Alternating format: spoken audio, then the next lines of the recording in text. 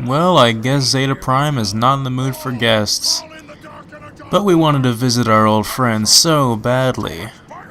We'll just have to break the door down.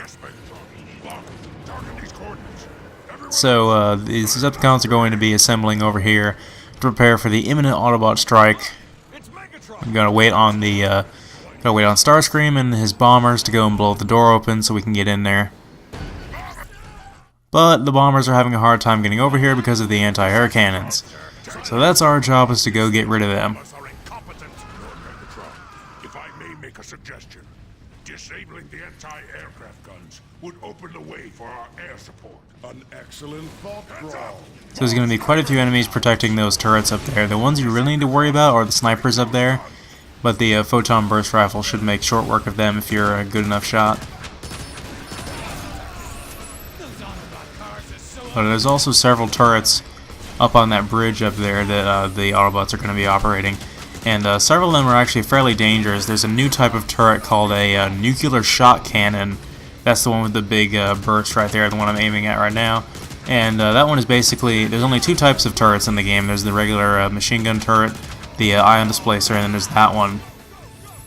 And that one is basically like a missile cannon sort of thing.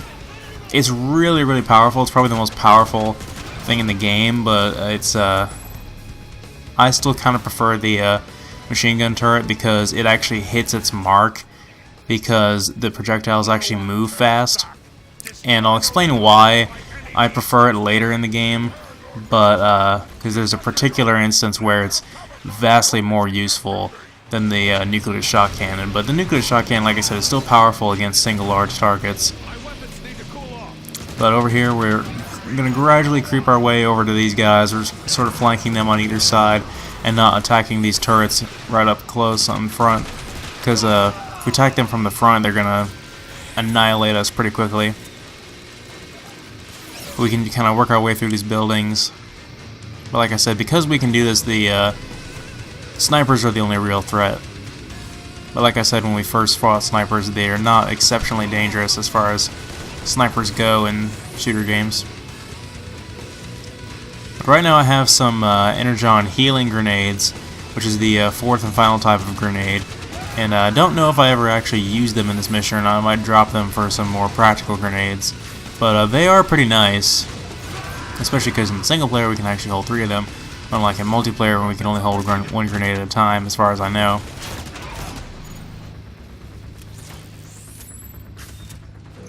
But they are pretty useful because they create a healing aura around you that will, well, heal you.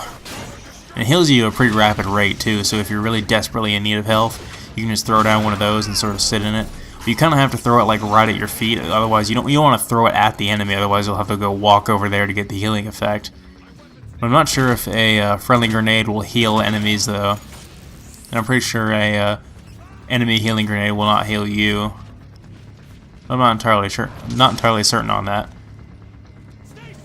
Yeah, there's other weapons in this area, but most of them are completely negligible because we can't drop the fusion cannon, and the photon burst rifle is just vastly superior to anything else we could find for the time being.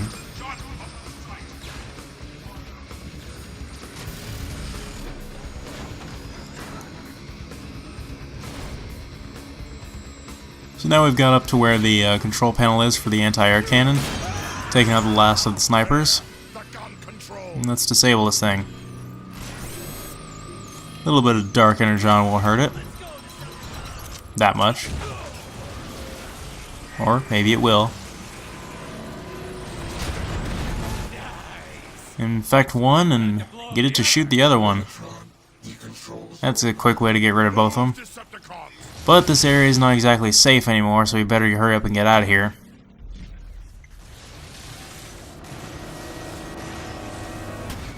Yeah, if you stay up there for too long, you will die. But luckily, you can just jump down here. Did I mention there's no fall damage in this game? I mean, you probably already figured that out by the ridiculous jumps we've made earlier in the game. But basically, we have to listen to Starscream bitch and moan about how he can't get here in time to bomb the place, and he's encountering resistance, so we're just going to have to wait on him.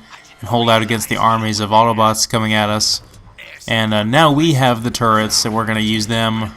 We've basically switched sides of the map here, and we can use the turrets against them instead of being afraid of them. Now, I might show off the nuclear shock cannon here in a minute, but over here this turret is just a regular machine gun turret. And basically we just have to hold out. I mean, there's going to be a couple waves of enemies. The only one I'm really worried about is the last one, and I'll talk about it when it comes. But don't be afraid to rip off the turrets from their mountings, because you'll still have plenty of ammo as long as you're somewhat conservative with it. But do pay attention to your surroundings and try to acknowledge where they could all be coming from, because they might come from the side or they might come from the front. You just need to be prepared to turn your focus to a different direction in the heat of the fight. So that's really all there is to this encounter. It can be a little bit tricky, but you basically just have to hold out. There's really not a whole lot I can say about it. So as long as we're just basically killing enemies coming at us, and I don't really have a whole lot to talk about, I figured I might as well talk about something else Transformers related. I got myself a copy of Dark of the Moon on DVD today. I never actually saw it in theaters, so I figured, might as well check it out. Being a Transformers fan, I wouldn't mind owning the movie, even though I haven't heard good things about it. But I watched it today, and I wasn't too disappointed. I mean, I pretty much knew what it was going to be like. One of the reasons why I didn't see it in theaters because I had the entire movie spoiled for me early. But I thought it was okay. I thought it was better than the second one. Really didn't think it was that great of a way to end the series. I thought he really wasted a lot of that movie's massive screen time. But people have ranted on about that movie already, so I'm kind of wasting my time.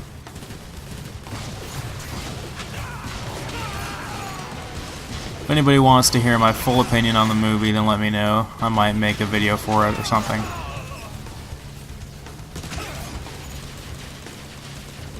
Now, as far as the Dark of the Moon game goes, that's the one game for the Transformers movies that I really just don't want to... Oh, here I go, using the Energon healing grenades. But yeah, that game is the one game that, as far as like the movie games go, that I really just don't want to bother with.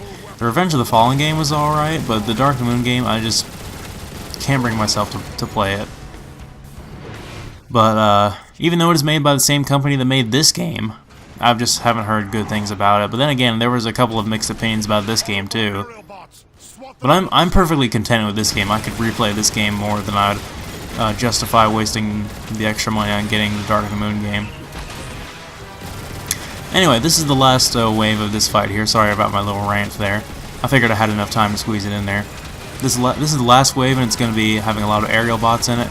So you definitely want to have the ion displacer turret instead of the nuclear shock cannon, because you want to actually be able to hit your targets, and it's obviously much easier to hit them with that than it is with the nuclear shock cannon. Your other allies will use the turrets around you, and there was a brute that came over here earlier that was carrying a turret, so I can go ahead and pick up his. The real danger is these other two brutes. They come over here on this bridge with their own turrets. And so basically just focus on staying alive right here and just slowly try to kill these guys. Because, I mean, this is a ridiculous amount of enemies to be fighting at once, so this can get pretty intense. But your other allies will not be all that useful with these turrets, but at least they'll be doing a fairly good job. Adding some extra damage that you wouldn't be able to do on your own. We're gonna get slaughtered! Stop your whining, breakdown, or I'll stop it for you. Got some thermo mines here. I definitely want those for later. I guess if you are out of ammo for your photon burst rifle and you needed another precision weapon, you couldn't find more ammo, then this pistol over here would be nice. I'm not sure if this is always going to be a pistol. It might be a randomly spawning weapon or something. Right here, I'm just trying to hold out in this corner over here and just trying to stay alive because we're almost to the end of this fight here. This is probably one of my favorite fights in the Decepticon campaign, though. Like, overall, this mission is probably one of the better ones.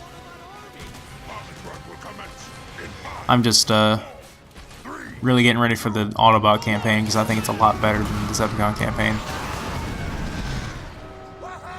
Yay, the bombers finally arrived and saved us after we were getting literally swarmed with Autobots. We're off! Good. Brawl. Remain here and hold this position. The rest of us will move forward and acquire the Omega Key.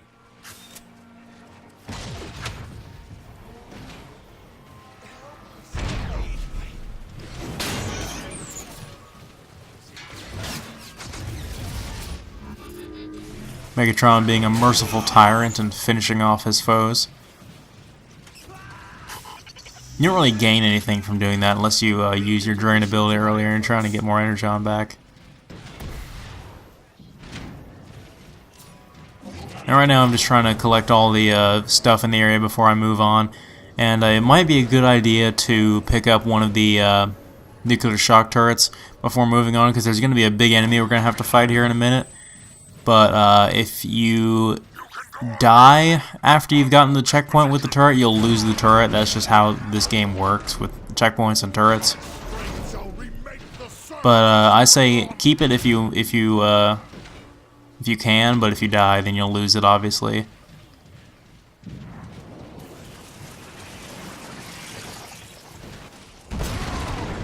So, brief little cutscene here to introduce a new enemy type we have here. Destroyers! Which are basically giant tank robots that are like 4 times the size of us. So they're pretty intimidating, and they're ridiculously powerful too, so we definitely do not want to take them head on, or any other angle for that matter. We definitely want to ambush them, or get them at an angle where they're not prepared to shoot back. So the main thing we want to do, and I'm going to be using the nuclear shock cannon here, is to hit him in the back of the tank here. Now, there's really only 2 places on this map you can do that. That's up here and on the other side of the map, where we're down there where he is right now. So you need to be on the opposite side of where he is so you can hit him in the back. Now, this nuclear shock cannon will do a lot of damage to him, so this is probably the ideal weapon to have, although being a turret weapon, it does limit your mobility. But I hit him in the back a couple times. Like most tanks, the weak spot is in the back, so I hit him and he transformed after he's lost a certain amount of health. Now, the tank cannon, like a lot of tank transformers, the tank cannon just sort of sits there on their back, and you need to hit it a couple times for it to break off his back plating. I ran out of ammo there for my turret, so I need to work my way around to the back of him and break off that turret. So his the plating on his back will fall off, and that'll make it easier for us to damage his torso armor and reveal its weak spot. But this guy has multiple devastating attacks, including a some kind of burst plasma cannon and a magma frag launcher. Probably the only enemy in the game to use the magma frag launcher against you. I wanted to use my thermal mines here. I'm not sure if they actually did anything to him or not, but we've broken off his back plate there, and you can see a little glowing spot on his back, and that's his exposed body underneath his armor. So now that that's been broken off, we can break off the front of his chest armor, and we can actually do some decent amount of damage to him. So yeah, fighting these guys is actually quite a chore, but we really don't have to do it that many times in the Decepticon campaign. We have to fight these guys quite a bit in the Autobot campaign. We'll talk more about that when it actually comes to it.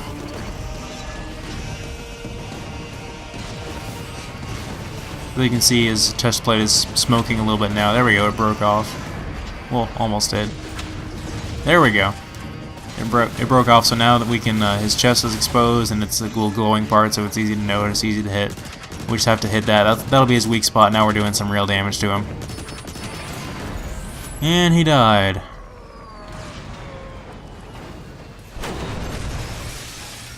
Megatron, the tech has been rendered non-functional. And he dropped an overshield. How convenient. All me. Onward, Decepticons. So let's reload all our weapons and stock up on ammo and get ready to take on Zeta Prime.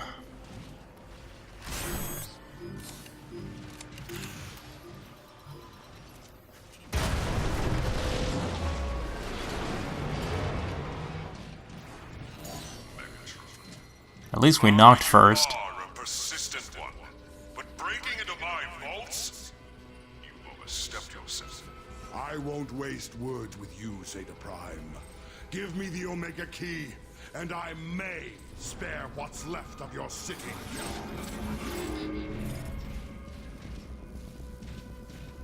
I didn't really care for Zeta Prime's character as much as I thought I would. Honestly, I thought he should be out here fighting us instead of cowering in his hideout in here. There's a random piece of debris on the ceiling there you can shoot off, and it will break through the floor, causing us to gain entrance down here. In person. Fill up on our grenades. We're not really going to use grenades very much in this last fight. We obviously don't need health because we have an overshield. Zeta's got one of our guys trapped. Look at that floor. What's Zeta up to? Whoa, that was close. Hey, I'm still functional. I'm still Oh, that's a shame. Decepticons, onward. You cannot hope to So this part we're going to have some glowing floor tiles that will indicate when a machine is going to come down and crush you. So you obviously want to avoid those. Right here there'll be a specific pattern. So don't be too hasty to move through this part, because there will be the tiles in front of you will start glowing, and then behind you there'll be a 2 at a time in a specific pattern. But if you just like wait for it to go back up again and then keep walking, you should be fine. Like it's not really very difficult to get through here. Every time he pops up, he seems like he reloads the level, and I get disoriented. But anyway, there's a EMP shotgun here. I'm going to go and pick that up and use it for this boss fight. I thought it would be a good idea, but I really didn't find it all that useful compared to how I thought I was going to. But I still recommend it nonetheless. I mean, really the fusion cannon is going to be doing a lot of the work here. So it's time for a boss battle against Zeta Prime. And basically the strategy here is what we usually do with Megatron, is spam the fusion cannon. And for the most part, the only challenging part of this fight is dodging his machinery here, because it will instantly kill you regardless of what difficulty you're on. So that's really the only challenge, is not dying instantly from these attacks. The rest of it is pretty easy. So I mean, this is kind of an underwhelming fight for the leader of the Autobots and the Prime, you know. I thought he'd be down here swinging his staff at us like a man. Megatron, this is my domain. Your theatrics don't frighten me. Still a fairly epic fight, but a little underwhelming for his for all the build-up. So basically what we actually have to do here after he's done spamming us with his machinery is he'll summon holographic Energon clones, and we have to kill them. So if Zeta Prime were to actually fight us, I guess this is how he'd fight us, which is actually pretty awesome to use a double lance and swing at us like that. So the drain ability is pretty nice against them, because you can let them clump up like that, and you can hit multiple of them at once. But of course, I still have an overshield, so I don't exactly need the health. Well, since there's so many, then we can recharge our Energon pretty quickly. But this isn't the main reason why I wanted to pick up the EMP shotgun, because we're going to be fighting these guys at close quarters. But I really didn't find it all that useful, because they sort of jump around a lot, and they're kind of hard to hit with it for the most part. I mean, it still does a great deal of damage, but I think it would just be better to spam the fusion cannon, because we're going to be picking up ammo regularly anyway, and it'd just be best to spam the fusion cannon because it has a faster rate of fire, a larger clip, and it deals splash damage, so you might as well. But after he's done spamming us, then he'll recharge his core here, and that's when we can spam it with the fusion cannon and actually do some real damage to him. We have to do that about 3 times. I mean, true, that's kind of a lazy way of doing a boss fight, is just to have a pattern that repeats itself and gets increasingly hard each time, and you only have to do it about 3 times to win the boss fight. And I mean, I know that's basically an old school boss fight strategy of designing boss fights, but it works for this game, because this game could have easily have just not had boss fights at all, because a lot of shooters nowadays don't even have boss fights.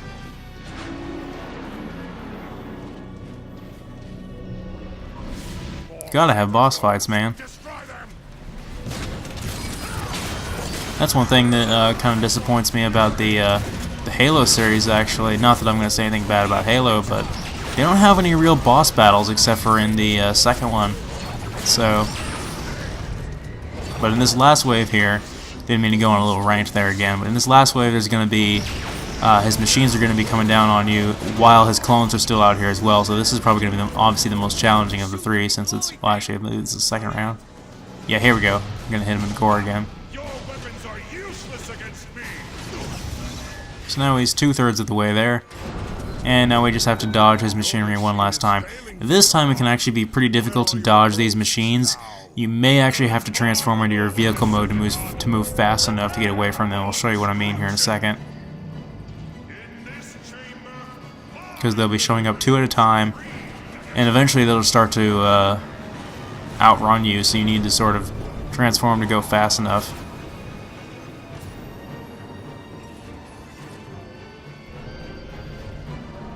Because apparently a tank is faster than a robot.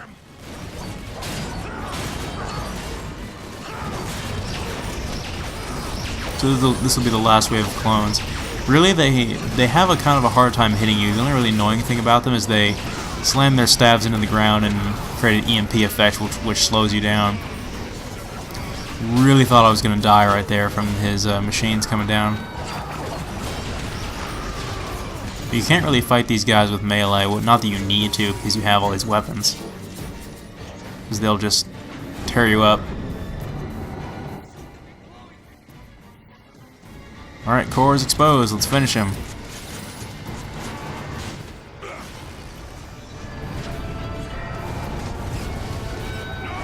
I would think a Prime could do better than that.